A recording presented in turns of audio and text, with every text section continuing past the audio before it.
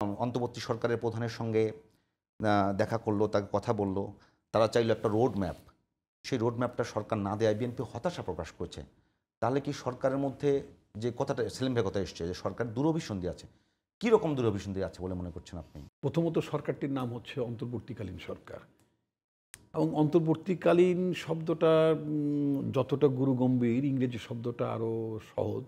Interim, interim মানে মোটামুটি একটা আপৎকালীন। একটা মানে ইন বিটুইন, সোজা কথা। এই জন্য আপনি একটা অনুষ্ঠান শুরু করার মাঝখানে বিরতি নিলেন না, আগের পর্ব থেকে পরের পর্বে, এরকম একটা বিরতিকালীন সরকার, যেটাই হোক না কেন, ট্রানজিশনাল গভর্নমেন্ট যদি আপনি বলেন। তো সেটা হচ্ছে যে আপনি দেখবেন সারা পৃথিবীতে আসলে বড় দেশগুলোতে তো আসলে মানে আপনার গণ অভ্যুত্থান হয় না। বড় দেশ বলতে আমি বুঝাচ্ছি গণতান্ত্রিক বিশ্বে গণ অভ্যুত্থান হওয়ার কোনো কারণ থাকে না, কারণ তারা তো গণতান্ত্রিক রীতিনীতির মধ্যেই চলে, জবাবদিহিতার মধ্যেই থাকে, সুস্থ নির্বাচন করে, এবং মানে ঝামেলা হলে নিজে থেকে পদত্যাগ করে, নির্লজ্জের মতো ক্ষমতা আঁকড়ে থাকে না। ঠিক আছে না? আপনি যদি অতি সম্প্রতি খুব বিলেতের উদাহরণই টানেন, যেটা আমাদের পলিটিশিয়ানরা, পলিটিক্যাল পার্টিগুলো ওয়েস্টমিনিস্টার টাইপ অফ গভর্নমেন্ট কথা বলতে খুব পছন্দ করি, বাট আমরা কি আসলে ওয়েস্টমিনিস্টার টাইপ অফ গভর্নমেন্টকে অনুসরণ করি কিনা?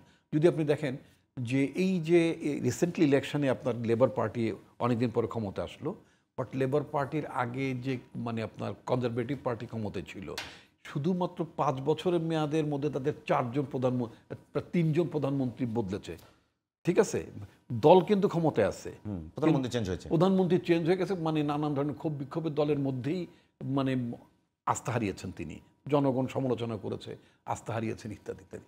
তার মানে ওই দেশের প্রধানমন্ত্রী, রাজনীতিকরা তারা জনগণের মতামতকে তোয়াক্কা করেন, পিপলসের সেন্টিমেন্টটাকে কেয়ার করেন, মাথায় রাখেন। তো সুতরাং ওই দেশে গণবিক্ষোভের মধ্য দিয়ে বরিস জনসনকে ক্ষমতা থেকে নামতে হয় না, আপনার এখানে লিজ ট্রুসকে ক্ষমতা থেকে নামতে হয় না, ঋষি সুনাককে ক্ষমতা থেকে নামতে হয় না, কারণ ওই দেশের ব্যবস্থায়, ও দেশের রাজনৈতিক ব্যবস্থা মানে গণতান্ত্রিক ব্যবস্থায় একজন কামার কুমোরের ছেলেরও প্রধানমন্ত্রী হওয়ার পথ খোলা থাকে, স্বপ্নও থাকে। যদি দেখেন আপনি আমেরিকাতে কেনিয়া থেকে আগত ওবামার বাবা, সিনিয়র ওবামা, তিনি ওই দেশে আসছিলেন, আমেরিকা আসছিলেন পড়াশোনা করতে, তারপর স্বভাবগত কারণে তিনি তার স্ত্রী পরিত্যাগ করে আবার কেনিয়া চলে যান, ওবামা থেকে যায়।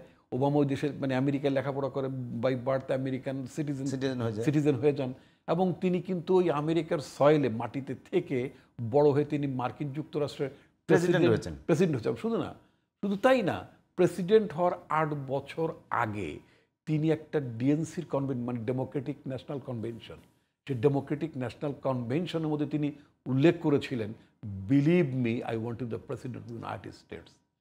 আমি আমেরিকার প্রেসিডেন্ট হতে চাই, বিকজ আমেরিকান ডেমোক্রেসি সিস্টেমটা ক্যান মেক মি প্রেসিডেন্ট। ঠিক আছে, আপনি দেখেন ভারতের নারায়ণ মূর্তি ইনফোসিসের আপনার কো ফাউন্ডার, নারায়ণ মূর্তির মেয়ের জামাই ঋষি সুনাক। মানে আমি নারায়ণ মূর্তির নামটা এই কারণে নিলাম, বিকজ নারায়ণ মূর্তি ওয়ার্ল্ডে আপনার বিজ্ঞান প্রযুক্তি ক্ষেত্রে বড় মাপের উদ্যোক্তা, তাই না? এবং ডক্টর ইউনূসের পক্ষে তিনি ইয়েও করেছেন, কি বলে, বিবৃতি দিয়েছেন যখন হাসিনার মানে নিগ্রহের কবলে তিনি পড়েন। তো 140-50 জন বিশ্ববিখ্যাত উদ্যোক্তা বরেণ্য ব্যক্তি যখন ডক্টর ইউনূসের পক্ষে বিবৃতি দেন হাসিনার নিগ্রহ থেকে রক্ষা করার জন্য, তার মধ্যে নারায়ণ মূর্তি অর্থাৎ তৎকালীন ব্রিটিশ প্রাইম মিনিস্টার শ্বশুর সাহেবও ছিলেন। তা আমি বলতে চাচ্ছি যে ব্রিটিশ ডেমোক্রেসিতে, ওদের ডেমোক্রেটিক পলিটিতে ভারতীয় বংশোদ্ভূত একজন মানুষ, ঋষি সুনাকের বাবা আফ্রিকা থেকে আগত বা তার দাদা আফ্রিকা থেকে আগত, ওই ধরনের একটা মানুষের কিন্তু ব্রিটিশ ডেমোক্রেটিক এনভায়রনমেন্টে তিনি ওই দেশের প্রধানমন্ত্রী হতে পেরেছেন। That is the essence of democracy.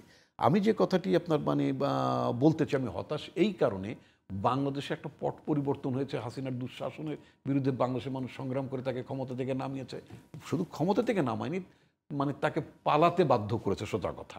হ্যাঁ, তো এটা তো একটা নজিরবিহীন ঘটনা, এটা একটা নিকটতম ইতিহাসে এরকম ঘটনা নাই, হোয়াট এভার। এখন এই দেশের মানুষ তাকে কেন খেদালো? বিকজ এই দেশের মানুষ আপনার নির্বাচনের মধ্য দিয়ে সরকার গঠন করতে পারেন নাই, তার পছন্দের সরকার ছিল না। বাংলাদেশের সংবিধানে খুব ক্যাটেগরিকে লেখা আছে সরকার শুধুই কি পছন্দের সরকার নাকি নিষ্পেষণ? পছন্দের সরকার না হতো সে নিষ্পেষণ হবে। যখনই আপনার অটোক্র্যাট কিভাবে তৈরি হয়, যে জনগণের ভোট ছাড়া, জনগণের ম্যান্ডেট ছাড়া, জনগণের তোয়াক্কা ছাড়া যে সরকার পরিচালনা করে, সে তো স্বৈরাচার হবেই। আমি যদি কেয়ার করি, আমি যদি কেয়ার না করি পিপলকে, ওই যে বলতো না যে আমাদের জনগণ লাগে না, পুলিশ হলেই চলবে, এসপি হলেই চলবে, ডিসি হলেই চলবে, বিকজ আওয়ামী লীগের এমপিরা তো পার্লামেন্টে বলেছে যে ডিসি এসপিরা আমাদের পাত্তা দেয় না। কেন পাত্তা দেয় না? Because Hasina government was lost, LODGED, আমি একটু বাংলায় বললাম না, ইংরেজি উচ্চারণটা স্পেলিং করলেন অনেকে মনে করে লস হয়তো লস বলে ফেলতে মনে করতে, আমি ওইটা বলছি না। মানে তিনি হাসিনা সরকার স্টলড হয়েছেন তো আপনার ডিসি এসপি ওসিদের মাধ্যমে। তো তারা কেন এই সোকল্ড এমপিকে কেন তারা ইয়ে করবেন, মানে পাত্তা দেবেন কেন? তাহলে সেই জন্য শেখ হাসিনা সরেচরি হয়ে উঠেছিলেন। সেই কারণে ডিসি এসপিদেরকে পালাতে হয় ক্যান্টনমেন্টে। সেই জন্য যে সমস্ত কনস্টেবল এর মারে, এর পকেটে ইয়াবা জীবন গুঁজে ভাই, দেয়, আপনি বলছেন ওদেরকে কিন্তু পালাতে হয়। মানে ভাই যে বললো তার একটা দূরভিসন্ধি আছে। আমি সেই ইলমোটিভটা কি হতে পারে? আমি যেটা বলতে চাই, আমি ঠিক আমি কি আরো খোলাসা করে বলবো? আমি শব্দটাকে ওইভাবে না বলি, যদি এভাবে বলি, উনি ইতিহাসের পাঠ নেননি। পৃথিবীতে যে সমস্ত দেশগুলোতে, যে কথাটা আমি শুরু করলাম, পৃথিবীর যে সমস্ত দেশগুলোতে গণঅভ্যুত্থান হয়েছে, যদি বলি একেবারেই, যদি আমি 70 দশকে মানে 60-এর দশকে যাই, পাকিস্তান আমলে আমাদের মুক্তিযুদ্ধ, বাংলাদেশ, সেটি তো 69 গণঅভ্যুত্থানের পরে 1 বছর মধ্যেই নির্বাচন, পাকিস্তান গভর্নমেন্ট নির্বাচন দিল। সে নির্বাচনের ফলাফল না মানার কারণে মুক্তিযুদ্ধ হলো, বাংলাদেশ হলো, ইত্যাদি।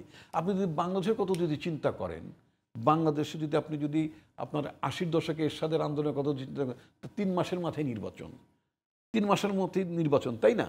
আবার যদি আপনি একেবারে নিকট অতীত পাশের দেশে যদি যান, আমাদের দক্ষিণ এশিয়া, শ্রীলঙ্কার কথা যদি আপনি চিন্তা করেন, অতি দ্রুতই তারা একটা নির্বাচন দিয়েছে, এবং তারা বাংলাদেশের মতন দেশ থেকে তারা $1 মিলিয়ন তারা সাহায্য নিয়েছিল, এবং সেই নির্বাচিত সরকার সে সাহায্য, মানে অর্থাৎ সাহায্য মানে ঋণ নিয়েছিল, ঋণও পরিশোধ করে দিয়েছে। অর্থাৎ নির্বাচিত সরকার যদি জনগণের সরকার, ওখানে লেফটিস্ট গভর্নমেন্ট ওখানে আছে, যদি জনগণের সরকার হয়, জনগণের জন্য দায়বদ্ধ সরকার হয়, জনবান্ধব সরকার হয়, সেই দেশে তো পালাতে হবে না, সেই দেশে নিষ্পেষণের প্রয়োজন পড়ে না।